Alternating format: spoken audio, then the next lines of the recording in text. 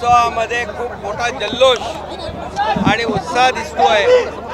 खरं म्हणजे यावेळेस आपण प्रो गोविंदा केला, गोविंदाला साहसी खेळामध्ये टाकलं, आपले गोविंदा स्पेनला पाठवले, आपल्या गोविंदाला सुट्टी दिली, आपल्या गोविंदांचं इन्शुरन्स केलं आणि म्हणून आज यावर्षी गोविंदामध्ये एकदम तेज उत्साह आहे।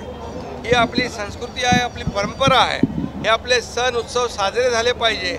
आणि म्हणून मी खास करून राम कदम यांचं अभिनंदन का केलं, कारण यांनी दहीहंडी सुरू केली आणि दहीहंडी यांची ओळख निर्माण केली यांची आणि आमदार झाले आणि तीर्थक्षेत्र काशी विश्वेश्वर पंढरपूर सगळ्या यात्रा त्यांनी करवल्या आणि त्यांची यात्रा त्यांनी सुरुवात केली आणि या लोकांनी मागणी केल्यामुळे सरकारने देखील मुख्यमंत्री तीर्थदर्शन योजना सुरू केली।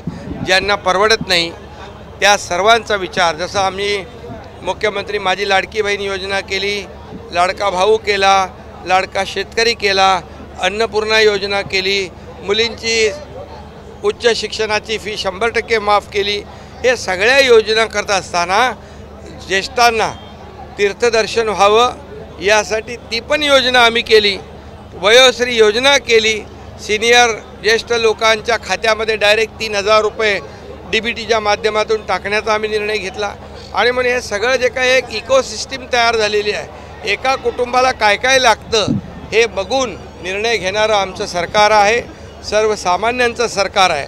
आणि म्हणूनच आज या राज्यामध्ये आज आपण पाहतोय की लाडक्या बहिणींच्या खात्यात विरोधकांना वाटलं पैसे जाणार नाहीत, फक्त निवडणुकी चुनावी जुमला आहे, या फक्त घोषणा आहेत, पण जेव्हा पैसे त्यांच्या खात्यात गेले तेव्हा यांचे चेहरे पांढरे फटाक झाले।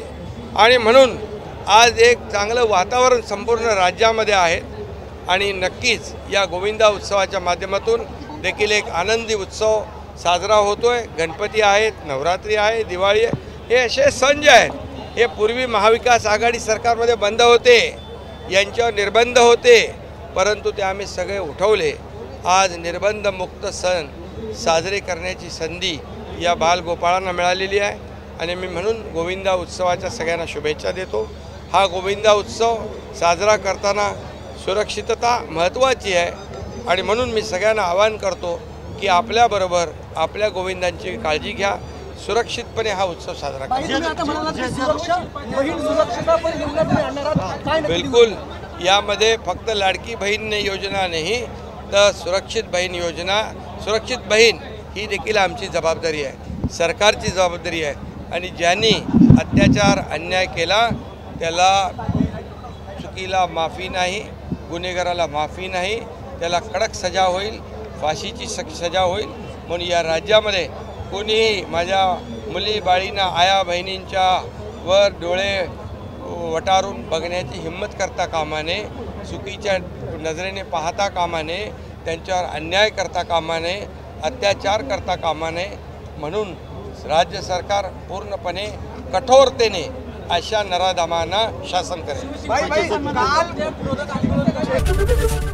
ABP माझा, उघडा डोळे बघा नीट।